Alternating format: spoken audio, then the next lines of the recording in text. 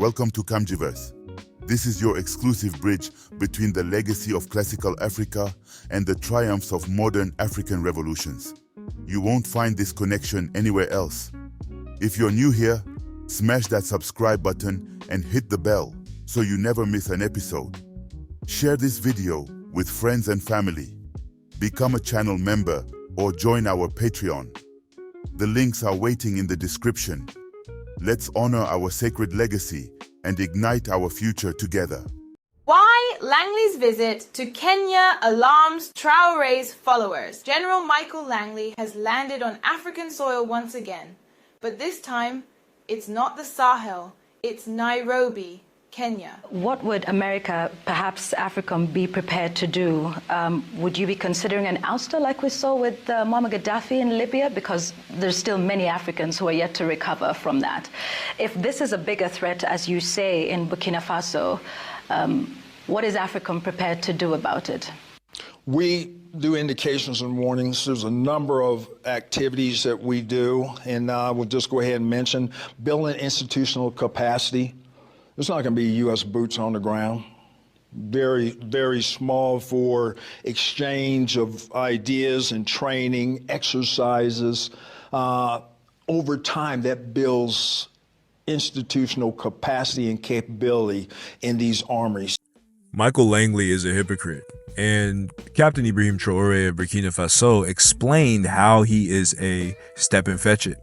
He represents the highest aspiration of Black American identity extremism, the highest form of the foundational Black American, being used as a puppet to try to destroy true Black liberation movements.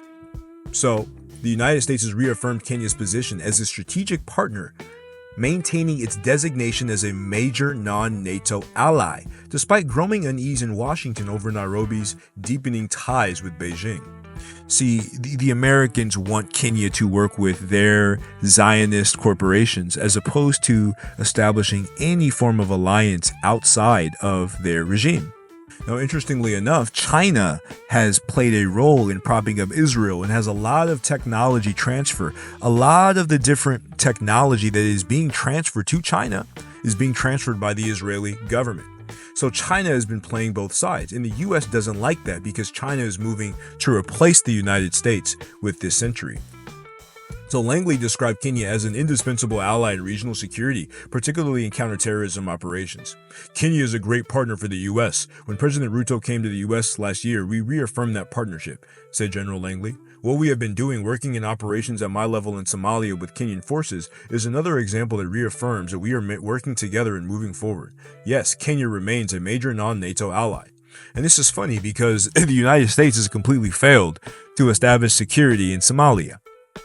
The United States Trump is trying to carve out Somaliland as a fake pseudo-victory, but in reality, the United States cannot establish security in the region. And this again speaks to just because you have this Boer or these, Western European, NATO Europeans doesn't mean that they're invincible on the battlefield. A lot of times ragtag groups like Al-Shabaab wipe the floor with them without even trying. Black Hawk Down in '93.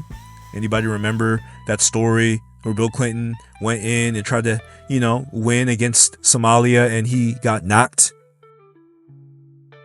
And this was a very, very tumultuous situation because you had these white Europeans who lost to Black men. They lost to Black men. And it was just absolutely pathetic. Absolutely pathetic. And, again, just because you have these Europeans in your country doesn't necessarily mean they will be successful. White men, Europeans, have taken all types of L's on the African continent. From the Battle of Adwa to the conflict with Cameroon in the Cameroonian Independence War. These Europeans, these Frenchmen were getting destroyed. It was called France's Vietnam. They were getting destroyed on the battlefield by the UPC, Bamileke and Bassa as well, guerrilla warriors. So this European is not invincible. It's embarrassing. He's taken so many losses He's taken so many losses on the African continent. Al-Mami Abdul Qadir Khan and Futa Toro in the 18th century, the British were trying to establish slave cotton plantations in Senegambia, and they got destroyed by Futa Toro. They were annihilated. They had plenty of strategic defeats every time we revolted on those slave ships and stirred the ship back and killed all the people on board, which is the origin of the modern insurance product, because these Europeans had to insure their contraband traveling across the Ethiopian Ocean. Every time we revolted, it was a strategic defeat for the colonial empires and the mercantile class of Europe. So we can't act as if these idiots, have our best interests at heart. And that is why the Sahelian states is important. That is why we have to support Traore, Chiani, and Assimi Goita against these FBA kunologists like Langley. Because Langley wants to use these neo-colonial puppets like the Kenyan administration that is not helping the local people on the ground. It's making all these deals to abuse Haitians and be a puppet of the United States empire and not helping the average citizen on the ground whatsoever. Now you have crypto colonialism from the West invading Kenya because the Kenyans can't even rely on their own government. They have to rely on crypto, Silicon Valley, and different Chinese investors to come in and give them access to capital, access to resources.